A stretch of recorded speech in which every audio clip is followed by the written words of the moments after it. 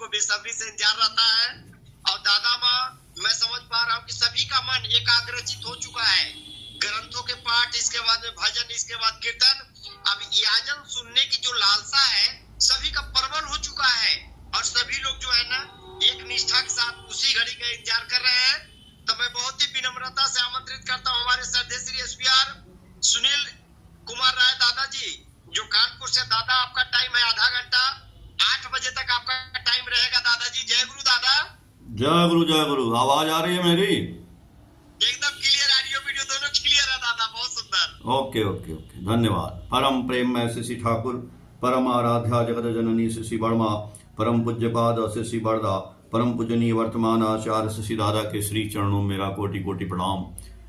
इस ऑनलाइन सत्संग में उपस्थित आप सभी पंजाधारी दादा लोगों को मेरा हार्दिक जय गुरु, और सभी गुरु भक्तों, माताओं, बहनों, बच्चों को भी मेरा हार्दिक जय गुरु।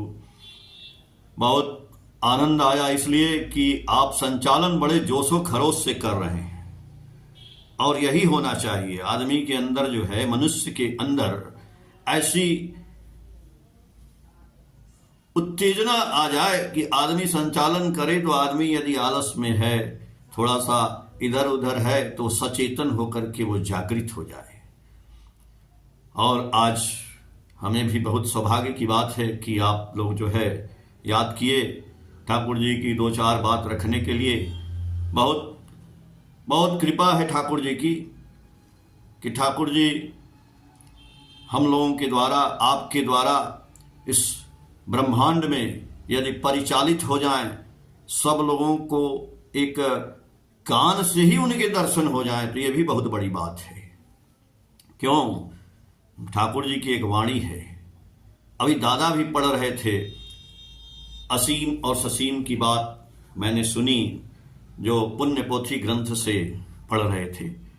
ठाकुर जी की एक वाणी है कि असीम जब ससीम होके, असीम जब ससीम होके सीमा में ले स्थान, वृत्ति भेदी टान होने से देखोगे उनमें भगवान। कहते हैं ना कि ठाकुर जी तो एक आदमी है, ठाकुर जी तो एक व्यक्ति है, ईश्वर कहां है भाई? उस असीम और ससीम की बात ही हो रही है। जब ये पूरा ब्रह्मांड, क्योंकि ठाकुर जी की एक वाणी है कि सभी देवता के समाहार से पुरुषोत्तम की सृष्टि, सहज मनुष्य नर रूप में करते घृति और वृष्टि। सभी देवता के समाहार से, यदि ठाकुर जी को जिसने पकड़ लिया, जिसने पुरुषोत्तम को जान लिया, उसने सभी देवताओं के दर्शन कर लिया यहीं बैठे बैठे, क्योंकि उन्हीं में सारी देवताओं का निवास है। और जिसने पुरुषोत्तम को त्याग दिया, उसने सारी देवताओं को भी त्याग दिया। क्यों? क्योंकि असीम जब ससीम होकर के, जितना असीम जो आप देख रहे हैं, जो हम देख नहीं सकते इस ब्रह्मांड को, वो सारा कुछ ससीम मतलब कि साक्षात दिखाई देने लगा हम लोगों को। असीम जब ससीम हो गया, लेकिन बोलेंगे वृत्त भेदी टान होने से देखोगे उनमें भगवान। जब प्रेम रहेगा, टान रहेगा, ईश्वर के प्रति लगन रहेगा, इष्ट में निष्ठा रहेगी, तब भगवान दिखाई देंगे, वरना वो इंसान ही नजर आएंगे। भगवान कृष्ण जो है, कौरवों को आदमी दिखाई दिए और पांडवों को भगवान दिखाई दिए। आज भी वही बात है, आज भी वही बात है। वहीं ठाकुर जी बोलते हैं पुण्य पोथी में ही कि अनंत अनंत ब्रह्मा, अनंत अनंत ब्रह्मा, कोटि कोटि विष्णु, आता भिन्न और पूर्ण प्राप्ति नाई, आमी ना होले और किछु होवे ना। आप चाहे अनंत अनंत ब्रह्मा, अनंत अनंत विष्णु, चाहे वही बात है कि आप चाहे कितना कोटि कोटि भगवान ईश्वर कहीं भी घूम लीजिए, तीर्थ चक्कर लगा लीजिए, नाम जप ध्यान कुछ भी कर लीजिए, ठाकुर जी बोल रहे हैं आमी ना होले और कुछ होवे ना।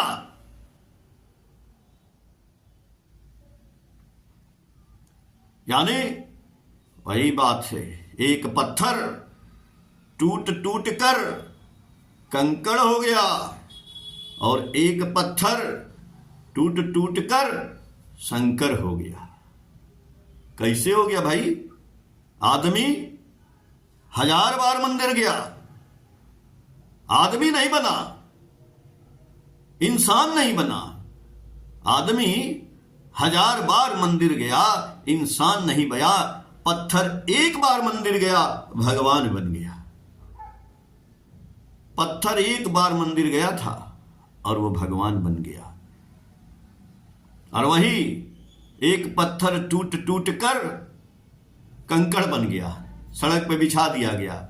और एक पत्थर टूटा तो शंकर बन गया। सब खेल है, सब खेल है जौहरी का। हीरा तो हीरा है, हीरा भी पत्थर है, लेकिन जब तक वो तरासा नहीं जाएगा तब तक हीरा नहीं बनेगा। इसलिए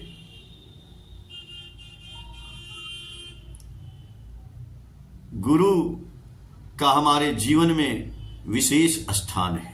सदगुरु आवे भेद बतावे, जब ज्ञान करे उपदेश। कोयला के मैला छूटे, जब अग्नि करे प्रवेश। बहुत से लोग कहते हैं कि गुरु की क्या आवश्यकता है, हमारे माता पिता ही हमारे गुरु हैं। ठाकुर जी बोले कुछ नहीं होगा, तुम्हारे माता पिता बहुत दूर तक नहीं ले जा सकते हैं तुमको, उनको पूर्ण ज्ञान ही नहीं है। तुम्हारे माता पिता को भी उस गुरु के पास आना पड़ेगा। माता पिता को पता ही नहीं कितना ज्ञान है। बहुत से लोग बोलते हैं कि हम तो गुरु कर लिए हैं भाई, जो गुरु किए हैं उनको हम छोड़ेंगे नहीं, उन्हीं को लेके चलेंगे। अरे ठाकुर जी गुरु नहीं हैं, ठाकुर जी पुरुषोत्तम हैं, ठाकुर जी सदगुरु हैं। जो साधारण गुरु होते हैं, जो और भी गुरु आप देख रहे हैं, अवतार भी होते हैं।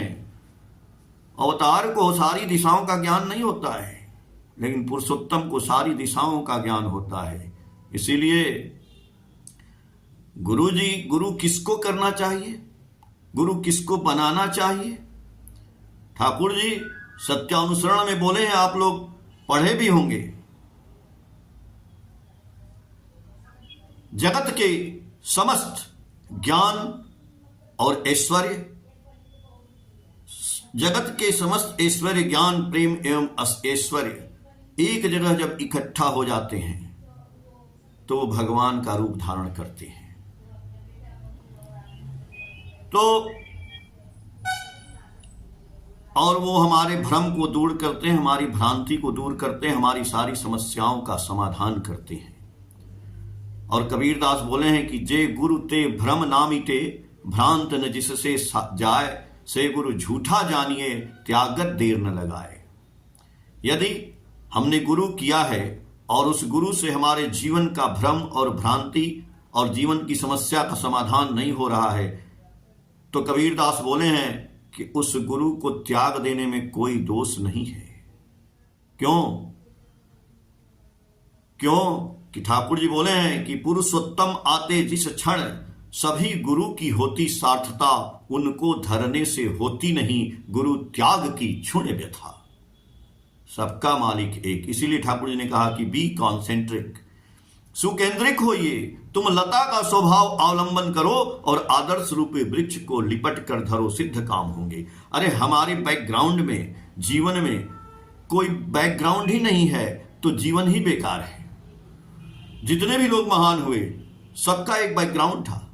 शिवाजी के बैकग्राउंड में उनके गुरु रामदास थे, स्वामी विवेकानंद के बैकग्राउंड में उनके गुरु थे रामकृष्ण परमहंस। जितने लोग हुए महान लोग आप देखिए, चाणक्य, चंद्रगुप्त, विक्रमादित्य के गुरु हुए। तो हमारे बैकग्राउंड में कौन है? हमने कोई आइडियल को पकड़ा है कि नहीं? हमारे आइडियल नहीं है, हमने आइडियल ही नहीं धारण किया है, तो हम महानता की बात तो छोड़ दीजिए। हमारा जो ज्ञान है ना, वो ज्ञान जो है एक दिन जा करके व्यर्थ हो जाएगा, उसका अनर्थ हो जाएगा। इसीलिए गुरु करना है। क्यों? क्योंकि जब तक हम गुरु नहीं करते हैं तो हम अपने मनगढ़ंत आधार पे चलते हैं, और एक दिन हमारी प्रवृत्तियां हमको एक दिन उस गटर में डाल ही देंगी। और गुरु करने का मतलब है, सबसे सरल बात है कि हमारी प्रवृत्तियों पे विजय पा जाना। ठाकुर जी बोले कितना ब्राह्मण लोग, आप लोग बुरा मत मानिएगा, इसी में है, पुण्य पोथी में है, कितना ब्राह्मण लोग अपने आप को कहता है मैं ब्राह्मण हूं, मैं ब्राह्मण हूं, मैं ब्राह्मण हूं। लेकिन ब्राह्मण कौन होता है? ब्राह्मण जो सबको हर चीज को माफ करता है। और ब्राह्मण वो होता है जो काम, क्रोध, अहंकार, लोभ ये सब उसके बस में रहता है। इस सब को बस में करने का उसके पास ज्ञान होता है। खाली कहता है कि मैं ब्राह्मण हूं, लेकिन वो कामी है, क्रोधी है, लोभी है, घमंडी है, वो ब्राह्मण हो ही नहीं सकता है। इसीलिए ठाकुर जी ने कहा कि संत रविदास तो चमार थे लेकिन वो ब्राह्मण थे। उनके बहुत से शिष्य हुए। क्यों हुए? उनको ब्रह्म ज्ञान था। इसीलिए हमारे अंदर जो ज्ञान है, अगर आप ज्ञानी हैं, अगर आप विज्ञानी हैं, इसलिए ठाकुर जी बोले कि तुम लाख लाख कोटि कोटि विष्णु और अनंत सबकी पूजा करो, लेकिन हमको नहीं पकड़े हो तो तुम्हारा कुछ हुआ ही नहीं।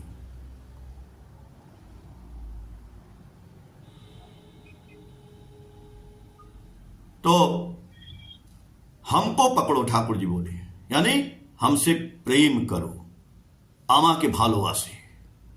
ठाकुर जी बोले लेकिन अर्थमान यश इत्यादि पाने की आशा में मुझे ठाकुर बनाकर भक्त मत बनो।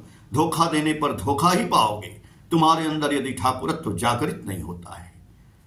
हम गुरु पकड़ते हैं अर्थ के लिए, मान के लिए, यश के लिए। साधारण सी बात है, साधारण आदमी है।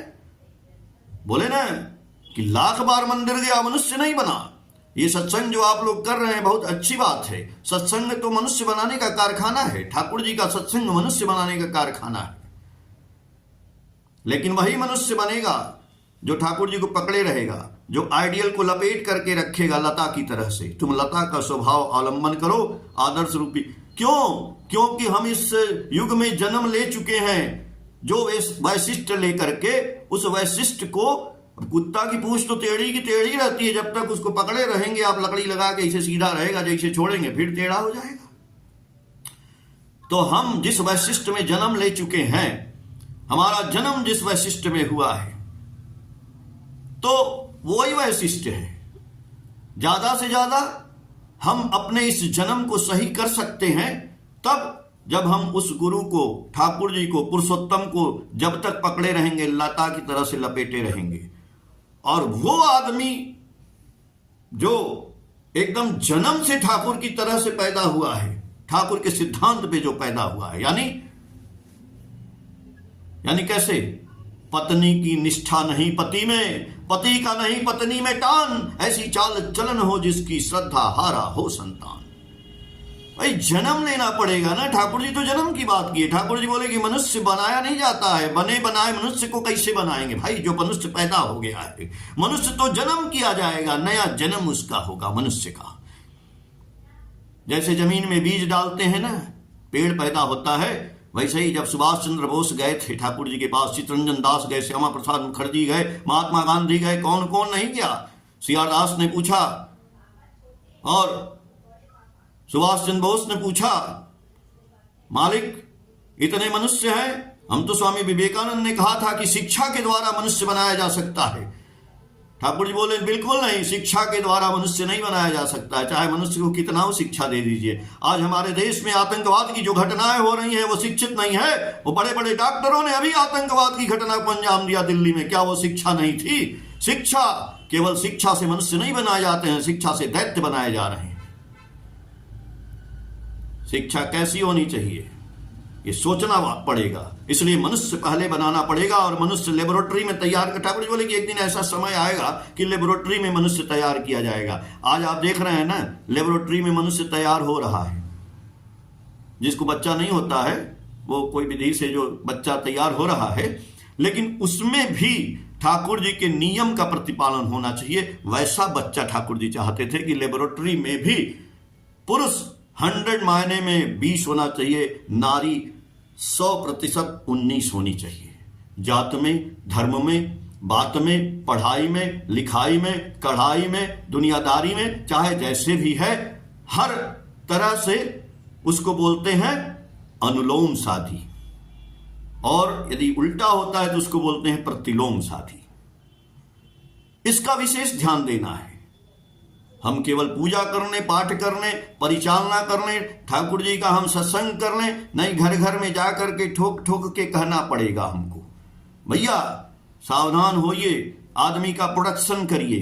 प्रोडक्शन चाय का होता है, प्रोडक्शन सामान का होता है, प्रोडक्शन टीवी का हो रहा है, प्रोडक्शन कार का हो रहा है, प्रोडक्शन मोटरसाइकिल का हो रहा है, प्रोडक्शन जहाज का हो रहा है, प्रोडक्शन टेबल का हो रहा है, कुर्सी का हो रहा है, मकान का हो रहा है। मनुष्य का प्रोडक्शन नहीं होगा, आज देश बर्बाद है। तभी ठाकुर जी बोले थे चित्तरंजन दास से, सुभाष चंद्र बोस से, आप लोग बहुत प्रसन्न हैं कि देश आजाद हो रहा है, मैं बहुत दुखी हूं कि देश आजाद हो रहा है। इस देश को आजाद देश को संभाल कर रखने वाला मनुष्य पहले पैदा करिए महाराज। मनुष्य नहीं पैदा करेंगे, बस चाहते हैं कि देश आजाद हो जाए और सब ठीक हो जाएगा। ये सारे मनुष्य आपस में लड़ जाए, सारे मनुष्य आपस में मर जाए।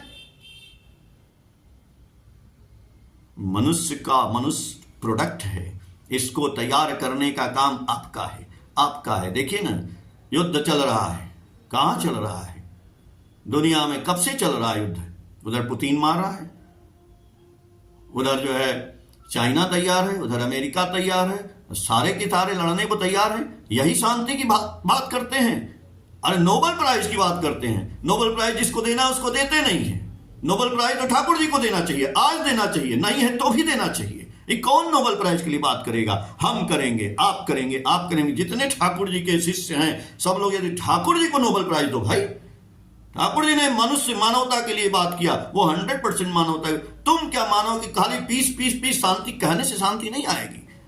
शांति मनुष्य के निर्माण से आएगी, जो वही सत्संग का निर्माण हो रहा है। चलिए ठीक है, मनुष्य पैदा हो गया, मनुष्य पैदा हो गया तो ठाकुर जी से बोले लोग कि यदि पैदा ही हो गया ठाकुर जी ऐसा वैशिष्ट लेके तो कैसे मनुष्य बनेगा? तो ठाकुर जी बोले बस यही काम है भाई, कुत्ते की पूंछ वाली। जब तक वो हमको पकड़े रहेगा तब तक वो मनुष्य रहेगा भाई। जैसे हमको छोड़ेगा फिर वैसे ही हो जाएगा। इसलिए जीवन भर, और हमारे परिवार में यदि खून में गड़बड़ी हो गई है, इंटरकास्ट मैरिज की ठाकुर जी ने ये नहीं कहा था। इंटरकास्ट मैरिज को ठाकुर जी कहे ठीक है, लेकिन उसमें भी लड़के की जात अप होनी चाहिए, लड़की की निम्न होनी चाहिए।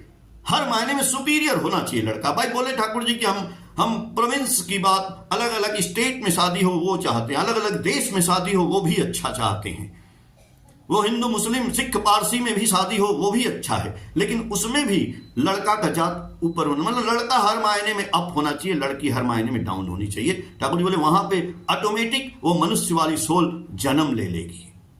हमको जड़ की बात करनी है। खैर ठीक है, हम लोग ठाकुर जी के भक्त हैं, आप भी भक्त हैं। चलिए अब साधारण सी बात पे आते हैं।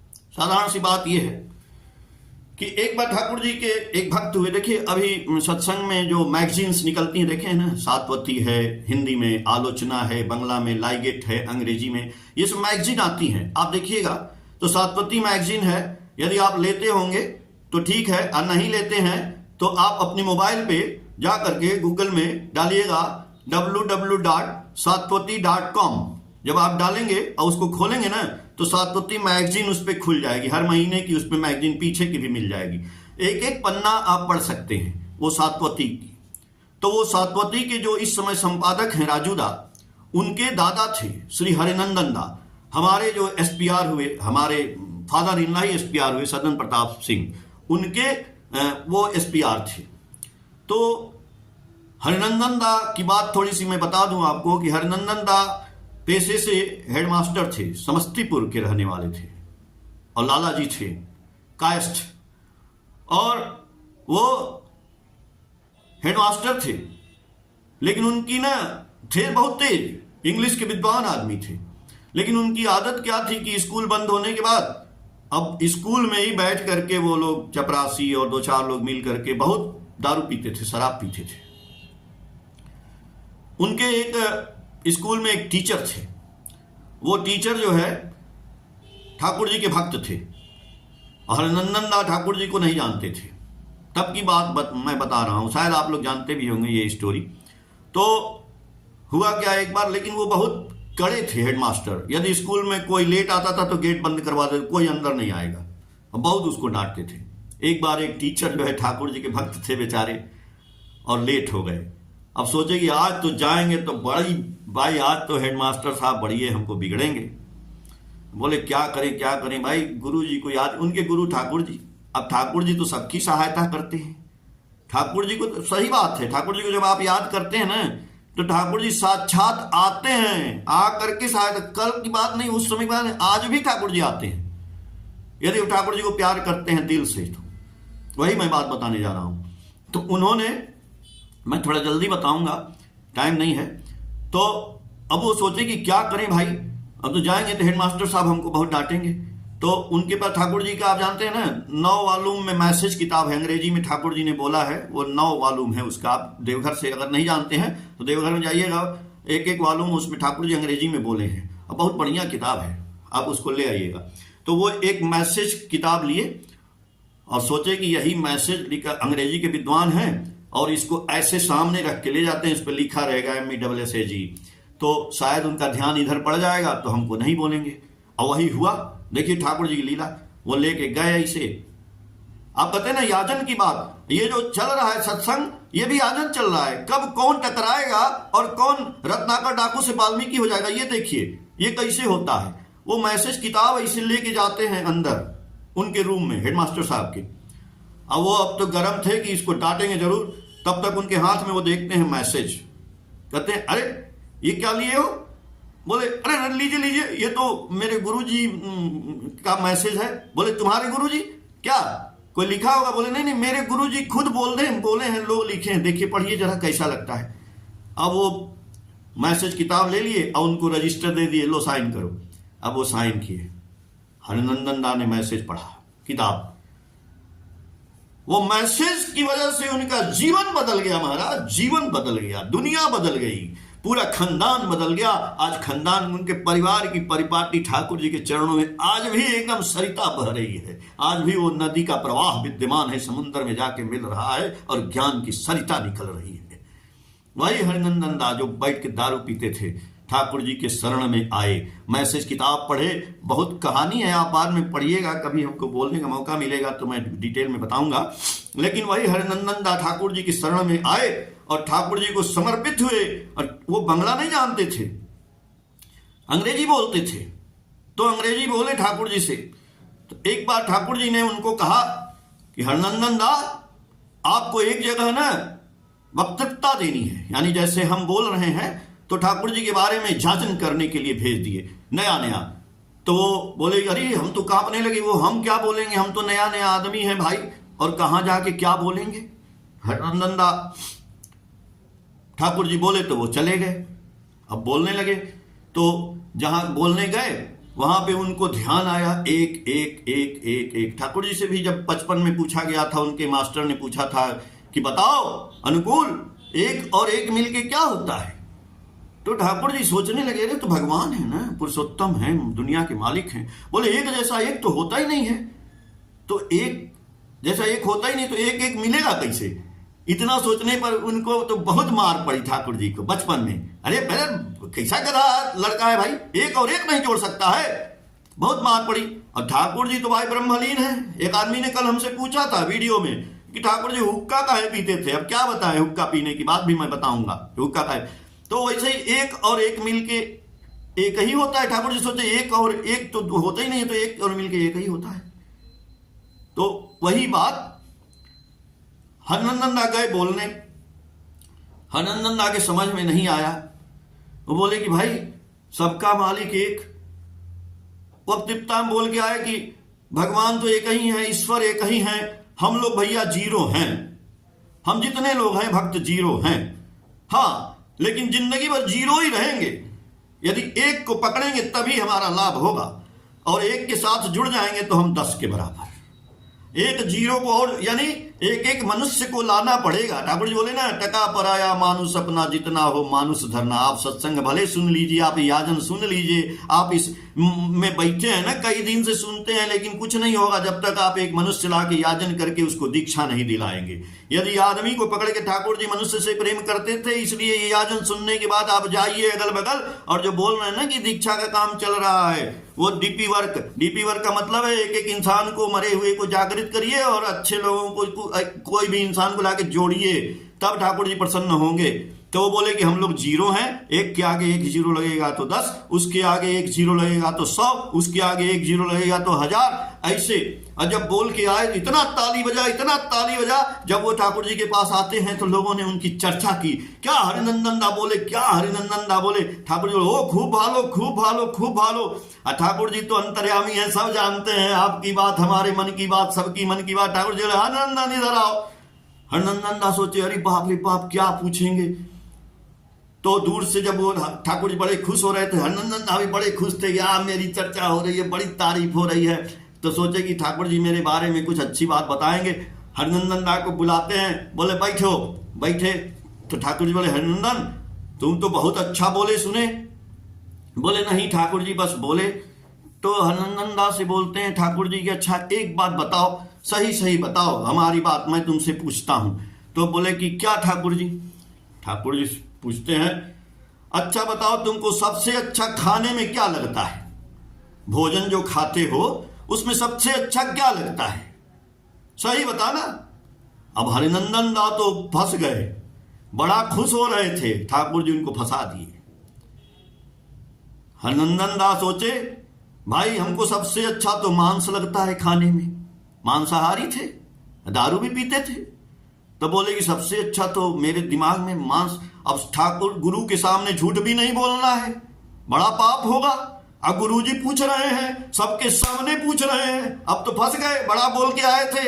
इसीलिए ना अहंकार नहीं करना चाहिए। ठाकुर जी का काम कर लिए और बात ठोल पीट रहे, हम उत्सव किए, ये किए। बड़दा बोले कि तुम बहुत उत्सव किए, बहुत ये किए, वो किए, काय घंटा नाम किए जी, रोज नाम करते हो 1 घंटा 2 घंटा, नहीं करते हो तो कितनो उत्सव कर लो, ठाकुर जी का कितनो काम कर लो, सब तुम्हारा काम बेकार है। रोज नाम नहीं करते हो, कितनो ठाकुर जी का काम कर लो, सब काम तुम्हारा बेकार है। ये तो बड़दा बोले। ठाकुर जी उनको बोले हरिनंदन दा क्या पसंद है।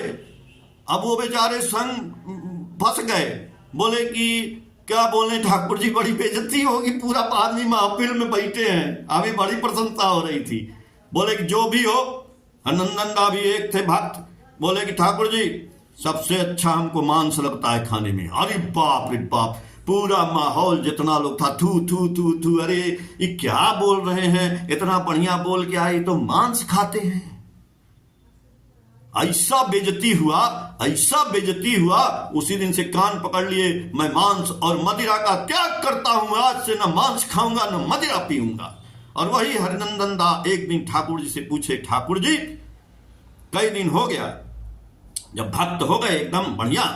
ठाकुर जी बोले ठाकुर ये बताइए कि आप तो गुरु हैं और हम लोग आपके भक्त हैं, चाहे कोई भी भक्त है, चाहे वो लंदन में है, चाहे अमेरिका में है, चाहे अंबिकापुर में है, चाहे कानपुर में है, अगर वो प्रॉब्लम में है, समस्या में है, तो यदि वो पुकारता है तो क्या आप उसके कहां जाते हैं, उसकी सहायता करते हैं, क्या आप बात सुनते हैं। ठाकुर जी बोले Harinandan, I am the fulfiller of Ram, I am the fulfiller of Krishna, I am the fulfiller of Jesus, Muhammad and what not. When you shout me, I hear you. When you call me, I appear with you.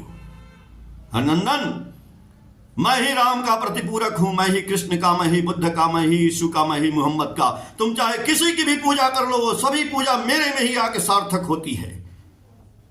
और जब तुम हमें पुकारते हो ना तो मैं सुनता हूं, लेकिन जब तुम दिल से पुकारते हो तो मैं तुम्हारे सामने भी जाता हूं। हरिनंदन, मैं विद यू। तो वो पूछते हैं विद यू क्यों नहीं, सामने नहीं। बोलते हैं ठाकुर जी हरिनंदन ताऊ हते पारे, यदि प्रयोजन था के, यदि प्रयोजन होगा तो मैं तुम्हारे सामने भी प्रकट हो जाऊंगा। आज भी ठाकुर जी प्रकट होते हैं, आज भी सशरीर नहीं है, सशरीर रूप में। मेरे साथ घटना हुई थी, मेरी वाइफ को एक बार ओ निगेटिव ब्लड है, उनका ओ निगेटिव ब्लड खत्म हो गया था, मैं हॉस्पिटल में गया, शाम हो गया, ओ निगेटिव कानपुर में नहीं मिला। मैं ठाकुर जी की फोटो लिया, वही हरिनंदन दा की बात को देख के ठाकुर जी को मैंने बोला, मैं बहुत दुखी था। डॉक्टर बोला अपनी वाइफ को ले जाओ, हजारों की भीड़ लगी हुई थी। मैंने वही बात बोला, वही फोटो की बात बोल दिया कि ठाकुर जी आप बोले थे कि हरिनंदन दा को हम आते हैं, हम कब आएंगे। अरे उसी समय 2016 में एक छोटी वाली कीपैड वाली मोबाइल थी, उस पर फोन मैंने एक फोन आया, अंकल क्या हुआ है आंटी को। हम बोले भाई वो निगेटिव ब्लड नहीं है, डॉक्टर बोला ले जाइए, मर गई। 5 मिनट बाद वही फोन करता है, मेरा एक दोस्त है, वो नेगेटिव ब्लड है उसका।